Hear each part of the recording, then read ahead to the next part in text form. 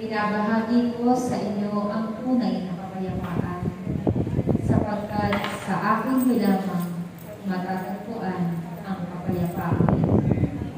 Kaya't sa panahon ito, ibahagi niyo rin ang kapayapaan sa bawat isa na mayroong pagkamiti sa inyong mga labi.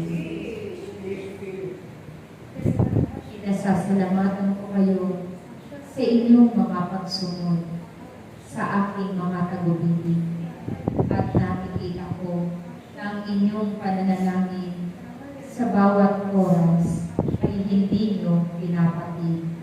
Kaya't aking mga anak, sa inyong pagsunod, kayo'y lagi ay may kalaki na gantimpala na nagmumula sa inyong Ama. At ang nais kong ipagkaloob na gantimpala sa inyong lahat ay ang kaligtasan ninyo sa nakatakdang pagbuho ng lupa.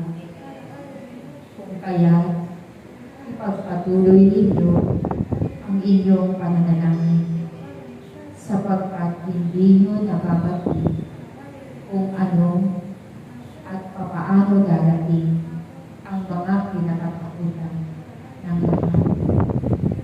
Kaya't akong si Yahweh ay narito. Hindi ako magpapabaya sa aking mga anak na patuloy na tumatawag at nananalangin sa akin. Lagi kong tinitignan ang inyong pag-inda at ito'y aking pinagigiliwan, sapagkat ang buo ng lakas ang siya ninyong inilakanay sa akin. Marahil ito man ay maliit na bagay sa ibang tao, ngunit ito ay isang napakalaking bagay para sa inyong Ama.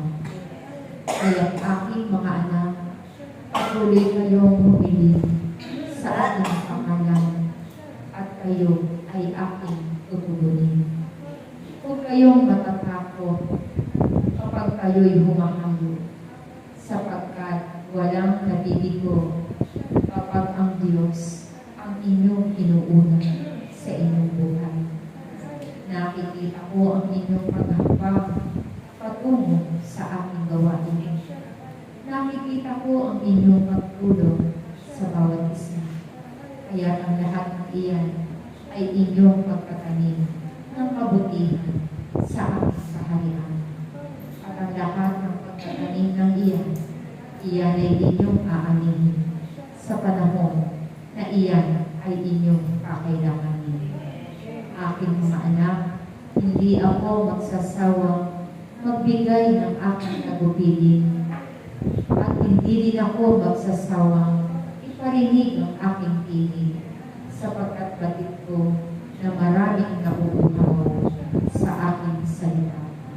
Naway kung paanong tumitimo sa inyong puso ang aking tinig, ganun din tumimo ang aking tinig sa mga tao makapakinig.